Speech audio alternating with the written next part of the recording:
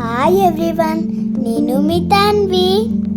ఈరోజు మీ అందరి కోసం ఒక మంచి స్టోరీ చెప్పబోతున్నాను, వినండి.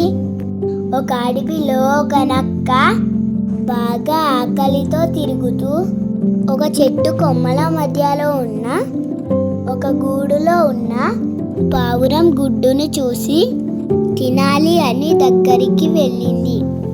ఆ గుడ్డు లోపల ఉన్న పావురం పిల్ల నక్కతో ఇలా అంటుంది, అక్క మామ, నేను గుడ్డు నుండి బయటకి రాకముందే నన్ను తినేస్తే నీకు కడుపు నిండదు కదా, అందుకే 2 రోజుల తర్వాత మళ్ళీ రా అని అంటుంది. నక్క సరే అని మళ్ళీ వస్తుంది.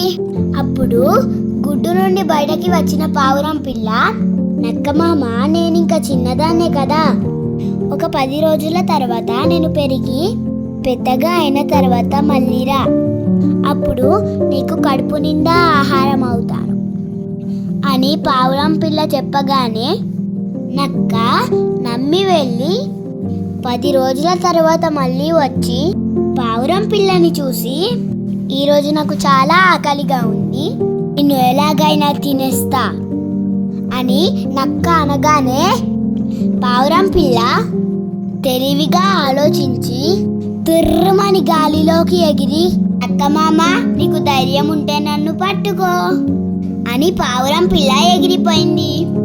అప్పుడు నక్క మోసపోయానని గ్రహించింది.